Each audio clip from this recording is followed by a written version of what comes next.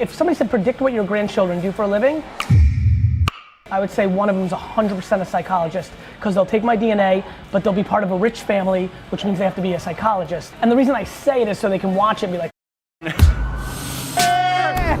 you got your perspective. I just want to be heard. Your perspective.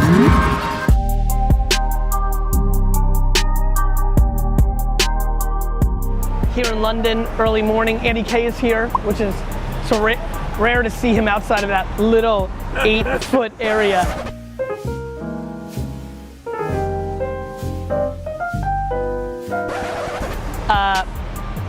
D-Rock and I just talking, we put up like 7 of 9 videos on Instagram over the last week, hit over 1 million views, which is incredibly strong metrics for my page. And literally 2 days ago in the office, I'm like, guys, we've got this totally figured out. And no joke, yesterday we posted, hey, Ryan Fitzpatrick's coming. Yesterday, literally, we posted a video that was the worst performing video we've posted in, what's up, brother? Yeah, I'll see you in a little bit. Head of finance here in London. Literally the worst piece of content we put up. 2 things on that. One, that's why this game's the best, and just like confidence, humility, algorithms, audience, putting out content, highs, lows, we all go through them. I was telling the guys I loved it, so I love getting punched in the mouth. More importantly, number 2, when I posted it, I knew it wasn't gonna overly perform. Intuitively, I was like, this is just not the kind of stuff that goes viral on Instagram, but it was probably one of the more important pieces of content I put out, of like the balance of like, you know, optimism and actually putting in the work. And it reminded me of the Thank You Economy, my least selling book that I've written, but arguably to me, like philosophically, the most important book I've written. So, you know, what's up, my man? Sorry for interrupting. No worries, no. This is it. You'll be in it. Nice to meet you, mate. That's just how sometimes it works. Like depth, a lot of times is way more meaningful than width. And I just really wish more people would wrap their head around it, especially in the context of a post on Instagram. Being upset all day because you didn't get enough likes or views is stupid.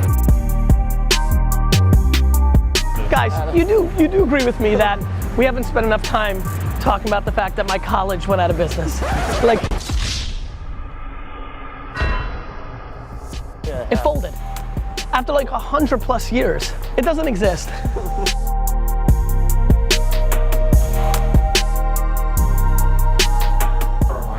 The biggest thing, Robbie, that you guys need to think about is none of this is contextualized for a different economy. And that's the best part of this whole thing. Everything you just said is awesome. Yeah. It becomes awesomer when everything melts and there is no side funds for 4 years. Yeah. And everyone is dying, because what ends up happening, just to tell you how it actually is gonna play out, is this will all work better because people are gonna make smarter decisions because they don't have the money to make dumb decisions. And as it gets more money, it's gonna self-fund itself to be able to buy things that have already, like, do you know how many of these brands are gonna go out of business? They're over leveraged. With the game, chase a million. LAX, I flew you out to get you in a million. Bottle for me, baby, bring the bottle and them bills in. So here's what's gonna happen. When the world melts, AT&T and BMW and Evian and Tesco are all gonna hire VaynerMedia. Because what's gonna happen is their marketing budget's gonna go from 100 million to 12. And they're gonna need that 12 to work really hard.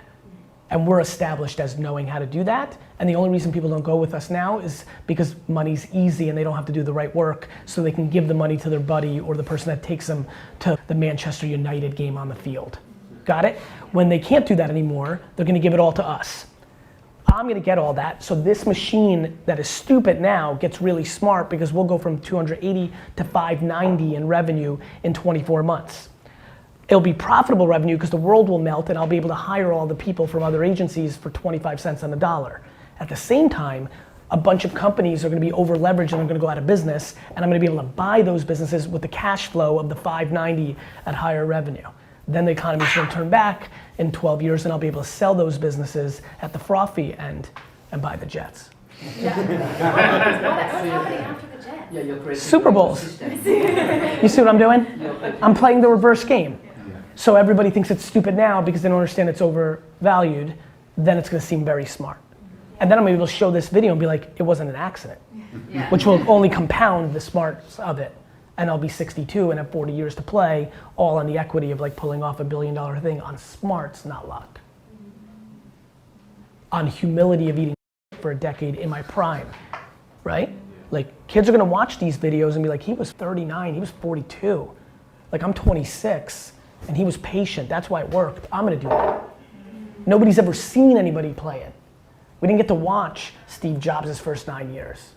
And not that I'm that or this and that, it's just like we didn't get to see Bezos packing books. Do you know how powerful it would be right now? How many views do you think? 89. How many views do you think if Jeff Bezos was doing a vlog, those first 50 episodes of him packing books in a garage would have? 80 million? Maybe 14 billion? Right? Everybody would watch it. I mean everybody. Yeah. So, how'd you like to watch Michael Jordan's first 3 off seasons and the work he put in? So, there's a lot of thought that goes into what I do that I don't speak about or I show glimpses of and things like this. My team talks a lot about like me not talking about being smart. As you guys know, like none of my content is predicated on being smart. That's just gonna speak for itself when it's all said and done. I don't need people to think I'm smart. Where you going? What you doing? Whoa. Who you met? Who you pursuing? Whoa. Just give me a minute. Whoa. Turn it around and just let me in it. Can I hit it at the Ritz? Platinum diamonds on my Oh God, I couldn't hate the current state of education more.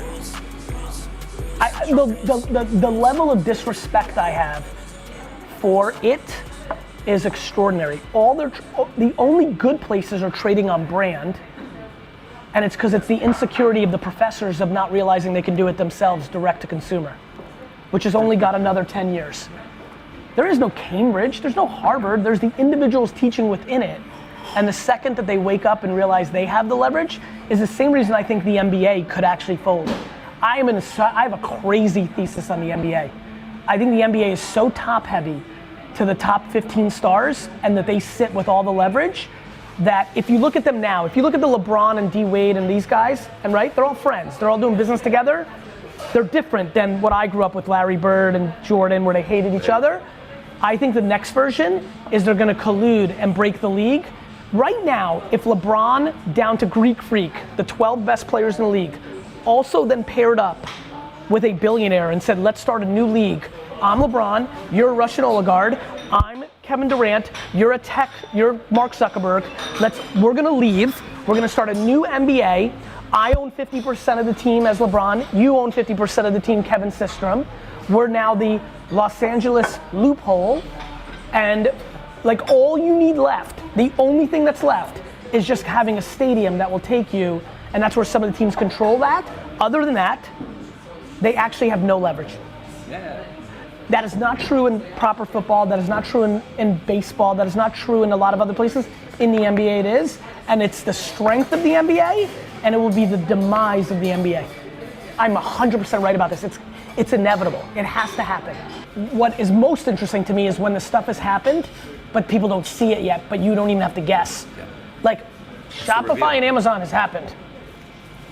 Yet they don't believe it's happened. Like it's in your face. Like people always ask me like what's next? I'm like I have no idea. But the second I see it, I'll probably be the fastest and loudest to talk about it. And then you think I'm guessing or predicting. I watched Snapchat for 15 months before I publicly went on the Snapchat is here. And everybody in the marketing world's like, he was the one that was right about Snapchat. 15 months I analyzed it. And then only after the DJ Khaled moment, because I knew it was gonna hit the zeitgeist, that I got in front of it. I watched Twitch from the day it started. Literally Justin texted me because he did Justin TV when he started Twitch. I've been watching it, but only did I start talking about it because I was forced to, because Ninja and Drake had the moment and now I knew it was gonna be in the zeitgeist. I'll watch the whole time and I'll only start speaking about my thoughts if I'm forced to because I know the world had tipped or I've put the container around it to then talk about it. That's the trend spotting, isn't it? 100%. It's what I'm really darn good at. don't If somebody understand what asked they me to don't tell me if somebody said predict what your grandchildren do for a living, I would say one of them is 100% a psychologist, because they'll take my DNA, but they'll be part of a rich family, which means they have to be a psychologist, not an entrepreneur. Positive. Just the way it all Written works in out. the stars. Written in it. And the reason I say it is so they can watch it and be like, How did he know? like, I think I'm gonna make my family into entrepreneurs in perpetuity out of being shamed of not doing the cliche that I'm telling them they're gonna do.